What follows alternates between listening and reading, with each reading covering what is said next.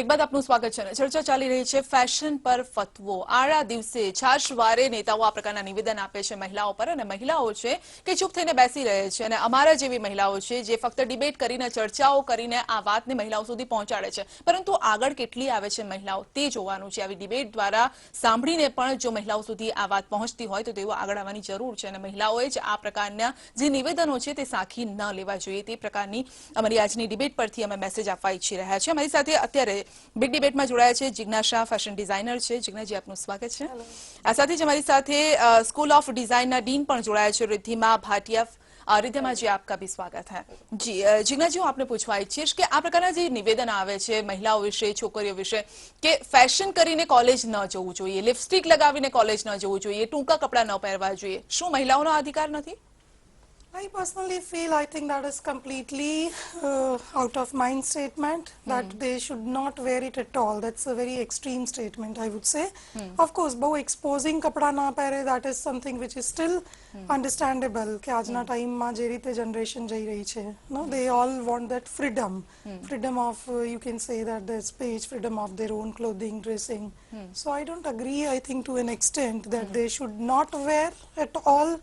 Or I think maybe they જો કે dressing sense તો બધાને જ હોય છે. ધારો કે આપણે મેરેજમાં જતા હોય ત્યાં આપણે શોર્ટ્સ પહેરીને નથી જવાના, ત્યાં આપણે ટ્રેડિશનલ જ પહેરીને જઈશું, અથવા પાર્ટીમાં જવાના છે તો ત્યાં આપણે સાડી પહેરીને નથી જવાના. એટલે ડ્રેસિંગ સેન્સ તો બધામાં હોય છે, પરંતુ આ પ્રકારના નિવેદન આપવા કે કોલેજમાં તમારે વાળ કપાવીને ન જવા, લિપસ્ટિક લગાવીને ન જવી, ઇવન આઈબ્રો કરાવીને ન જવું, આ શું છે, શું દર્શાવે છે?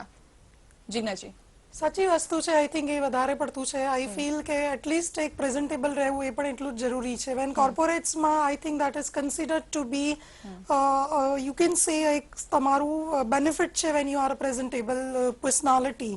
સો when from beginning when a girl is trained in to that sort of area, I wouldn't say કે like too much of the thing, but at least eyebrow કરાવી કે તો તમારું વાળ કપાવા, or એક something which appeals to the eyes.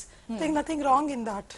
જી જી, કઈ છે એમાં અજુકતું નથી તેવું because કેવું આગળ છે. જઈને કોર્પોરેટ્સ માટે ક્યાં તો કોઈ પણ ફિલ્ડમાં એ લોકો જશે તો એ લોકો માટે એક મેન્ટલી પ્રિપેર્ડ થવું કે ઓ they look good. It's not કે look good is like no looking something which is you can say કે model looking or something, but in any field you go, think that is always considered. जी जी, रिद्धिमा जी, आपसे पूछना चाहूंगी, school of design के dean हैं आप और fashion से आप जुड़े हुए हैं, आप क्या मानते हैं कि इस तरह से अगर फैशन करके लड़कियां जाती है कॉलेज तो इसमें क्या बुरा है?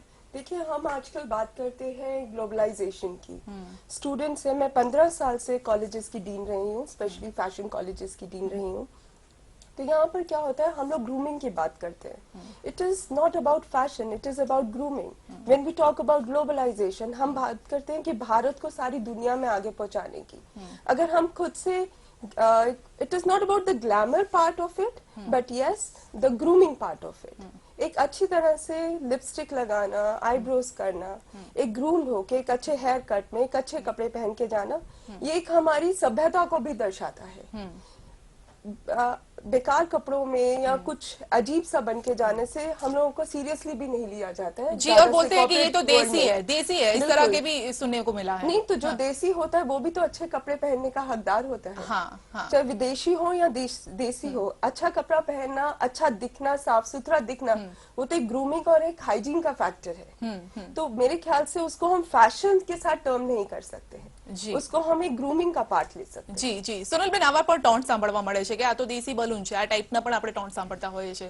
આમાં એવું છે કે એમની મેં કીધું પહેલા પણ કે એમની મેન્ટાલિટીની વાત છે. બેને જે વાત કરી એમાં એવું છે કે ગ્રૂમિંગની પાર્ટ જ્યારે દીકરીઓ પહેલી વખત કોલેજમાં પગ મૂકે છે ત્યારે ખરેખર દુનિયા જોતી હોય છે. સ્પેશિયલી આપણા સમાજમાં સ્કૂલ નિયર બાય હોય, 10મું 12મામાં રિક્ષા વેનમાં જતા હોય, એનાથી આવતા હોય, એમને બહુ એક્સપિરિયન્સ નથી હોતો. જ્યારે કોલેજ એક એટ્રેક્શન હોય છે, ઓપોઝિટ સેક્સ એટલે ફિમેલ હોય તો મેલ અને મેલ હોય તો ફિમેલ એ દરમિયાન મળવાના છે. That time they really feel કે હું ગર્લ છું, વિમેન છું, લોકો નોટિસ કરે છે. ધેટ ઇઝ એની પોતાની પ્રાયોરિટી છે, એ વસ્તુ એનો હક છે. એ સપોઝ છોકરા છોકરી એકબીજાને પસંદ કરીને મેરેજ કરે છે તો એકબીજાની લાઇકિંગ ડિસલાઇકિંગ એ પોતાના ઉપર છે. રહ્યો તમારો ક્વેશ્ચન બહુ ઇમ્પોર્ટન્ટ છે, દેશીની વાત છે.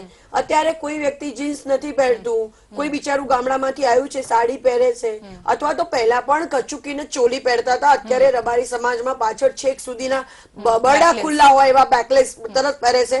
ક્યાંય અભદ્રતા નથી, એ પણ એટલા રિસ્પેક્ટ એકબીજાને જોવામાં આવે છે. અત્યારે ના કે દીપિકા પાદુકોણે એક જ સાઈડ પર સાડીનો પલ્લુ રાખે છે, એવું નથી. અત્યારે તમે જુઓ તો મારવાડી સમાજની દીકરીઓ પણ નીચે નેવેલથી નીચે સાડી પહેરીને ફરે છે અને બહુ સરસ લાગતી હોય છે અને આપણને પોતાને પણ ગર્વ થતો હોય છે છોકરીઓને જોઈને. તો આપણો રાઈટ છે, એની ઉપર ક્યારે પણ પુરુષને કોઈ રાઈટ નથી બોલવાનો, અને હવે બોલે એમનું મોઢું તોડી નાખવું જોઈએ ને એમને જવાબ આપવો જોઈએ કે તમને કોઈ હવે ફરીથી કહેશો, કોઈ હિંમત ના કરવું જોઈએ, એટલી ખરાબ હાલત કરી નાખવી જોઈએ. जी जी, रिद्धिमा जी, आप क्या मानते हैं कि जो पर्सन जिस तरह से देखता है उसकी मेंटालिटी पर निर्भर करता है वो? देखिए, कहीं पर तो ये चीज बिल्कुल सही है कि जब हम किसी चीज को देखते हैं, हम उस चीज को किस नजरिए से देखते हैं, इस नजरिए पे डिपेंड करता है.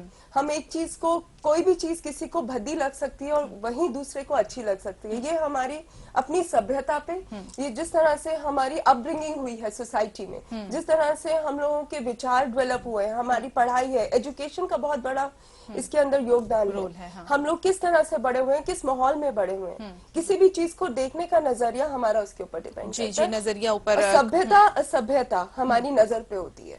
જી જી, જિજ્ઞાજી, અંતમાં આપ શું કહેશો, મેસેજ શું આપશો? આપ ફેશન ઇન્ડસ્ટ્રીથી બિલોંગ કરો છો, તો કારણ કે ફક્ત એવું નથી કે પુરુષો જ આ પ્રકારના નિવેદન આપે છે, પરંતુ રાજકારણમાં જે મહિલાઓ પણ છે, શીલા દીક્ષિતની વાત કરીએ, અંબિકા સોનીની વાત કરીએ, મમતા બેનર્જીની વાત કરીએ, એ લોકો પણ આ પ્રકારના નિવેદન આપી ચૂક્યા છે. I think what I've seen traveling across the world, I think તમે એને nudity કહો या whatever you call it, like my own small experience, I would say when I went to Maldives, that's an island where everyone moves into just two pieces. G. Okay, but still, no, I think man would look at the woman from that, I would say, gandhi nazar thi. જી.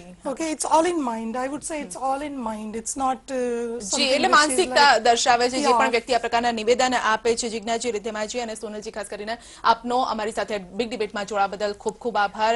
સમયનો અભાવ છે, આ ડિબેટને અહીંયા જ રોકવી પડે છે. આપનો ખૂબ ખૂબ આભાર અમારી સાથે જોડાવા બદલ. તો ફેશન પર ફતવો શા માટે લપસી જાય છે નેતાઓની જુબાન? સંસ્કૃતમાં આપણે કહીએ છીએ કે યત્ર નારે તુ પૂજ્યંતે રમંતે તત્ર દેવતા. ક્યાં દેવતા રમે છે જ્યારે આપણે નિવેદનો આપીએ છીએ? વિચારવાની ખાસ જરૂર છે. બિગ ડિબેટમાં અત્યારે બસ આટલું જ. રજા આપશો. નમસ્કાર.